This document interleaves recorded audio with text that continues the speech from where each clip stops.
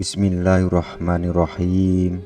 Assalamualaikum warahmatullahi wabarakatuh. Syukur alhamdulillah kita masih bisa berjumpa lagi di channel yang kita banggakan ini, dan mudah-mudahan bisa memberikan manfaat bagi kita semua. Allahumma sholli ala Sayyidina Muhammad wa ala ali Sayyidina Muhammad. Tidak lupa sholawat dan salam selalu dan tetap tercurahkan kepada junjungan kita Nabi besar Muhammad Sallallahu Alaihi Wasallam. Harapan dan doa saya, semoga saudaraku semua selalu diberikan kesehatan, dilimpahkan rezekinya, diampuni dosa-dosanya, dan dipanjangkan umurnya oleh Allah Subhanahu wa Ta'ala. Amin ya Rabbal Alamin. Sahabat yang dirahmati oleh Allah, pada pertemuan kali ini saya akan membahas perjalanan roh ke langit setelah kematian. Kematian merupakan suatu hal yang pasti terjadi bagi setiap makhluk hidup, tak terkecuali pada manusia. Kapan seseorang akan meninggal pun sudah ditetapkan ketika dirinya masih di dalam kandungan, ketika roh ditiupkan.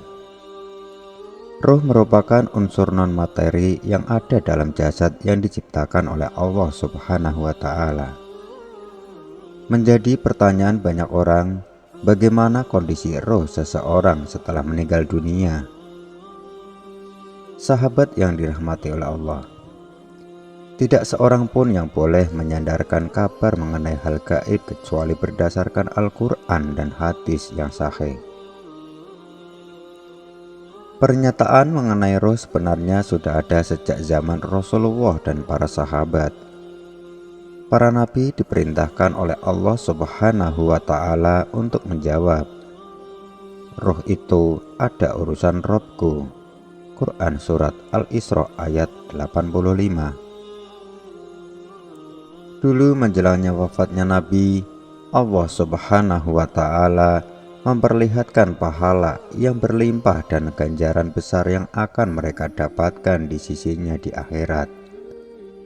Allah Subhanahu wa Ta'ala juga memberikan pilihan kepada mereka, apakah ingin tetap hidup di dunia atau pindah ke tempat yang sangat mulia. Tidak diragukan lagi bahwa Nabi memilih ke tempat yang abadi, yakni akhirat. Berdasarkan hadis riwayat Bukhari, Aisyah berkata, ketika malaikat pencabut nyawa datang kepada Rasulullah, sementara kepala beliau di pangkuan saya, maka Rasulullah pingsan beberapa saat. Dan tak lama kemudian ia sadar kembali. Lalu beliau menatap ke atas langit-langit rumah sambil mengucapkan, "Ya Allah, pertemukanlah aku dengan teman-teman yang paling mulia." Aisyah berkata, dengan demikian Rasulullah tidak memilih untuk hidup lebih lama lagi bersama kami. Saya ingat yang pernah beliau sampaikan kepada kami ketika masih sehat, itulah kata-kata yang terakhir yang beliau ucapkan. Setiap orang yang dicabut rohnya oleh malaikat pencabut nyawa, malaikat Israel, maka tidak ada sekejap mata pun roh tersebut digenggamnya, melainkan roh tersebut langsung dipegang oleh dua malaikat yang akan mengantarkannya ke langit. Bagi seorang muslim yang soleh dan taat kepada Allah Subhanahu wa Ta'ala, maka sebelum diantar ke langit, ia dibalut dengan kain kafan dari surga dan diberi wangi-wangian dari surga yang wanginya melebihi minyak kasturi. Sehingga apabila datang kematian kepada salah seorang di antara kamu, ia diwafatkan oleh malaikat-malaikat kami, dan malaikat-malaikat kami itu tidak melalaikan kewajibannya. Quran Surat Al-An'am. Para malaikat penjaga pintu langit membuka pintu-pintu langit untuknya sambil berkata, "Ruh siapa ya wangi dan harum ini?" Malaikat pengantar roh mengatakan, "Fulan bin Fulan, dengan nama terbaik yang diperolehnya di dunia."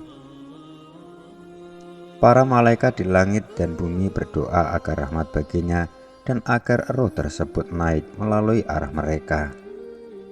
Lalu tiap malaikat di setiap langit turut mengantarkannya sampai langit ketujuh untuk bertemu dengan Allah Subhanahu wa Ta'ala.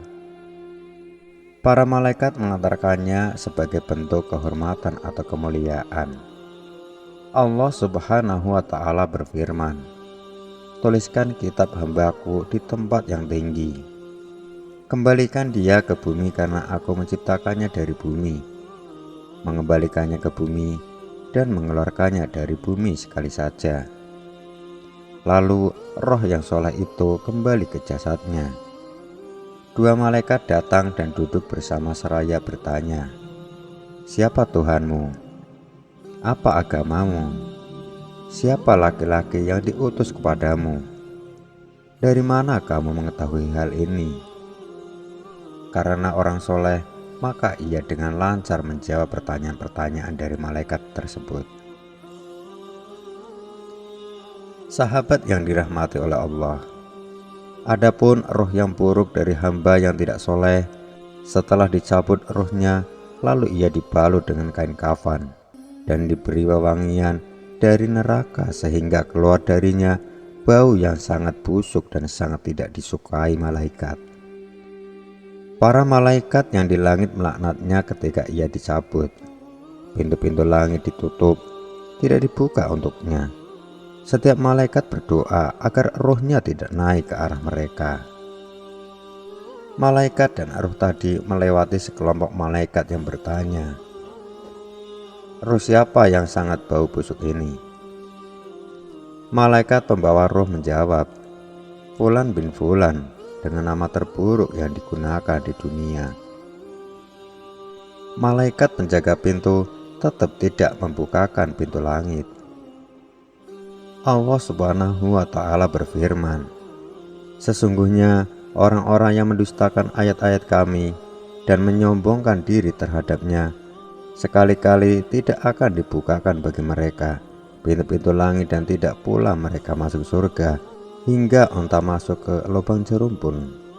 Quran Surat Al-A'raf ayat 40. Tentunya orang kafir tidak dapat masuk surga. Ini bahayanya kekufuran dan kesyirikan. Lalu Allah Subhanahu wa Ta'ala menyuruh malaikat untuk mengembalikannya ke bumi.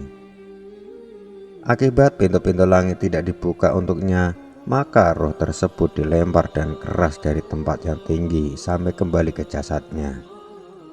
Hingga akhirnya nanti datanglah malaikat mendekatinya untuk bertanya dan memberikan balasan terhadap perbuatannya selama masih hidup di dunia. Wallahu a'lam bishawab. Sahabat yang dirahmati oleh Allah, terima kasih telah menemani kami dalam pembahasan tentang perjalanan roh ke langit setelah kematian. Semoga konten ini memberikan pencerahan dan keinspirasi bagi kalian semua. Ingatlah, hidup adalah perjalanan spiritual yang tak terbatas, dan semoga kita semua dapat menghadapinya dengan penuh cinta dan kebijaksanaan. Sampai jumpa di konten-konten berikutnya. Cukup sekian, akhiru kata, wabillahi taufiq wal hidayah. Wassalamualaikum warahmatullahi wabarakatuh.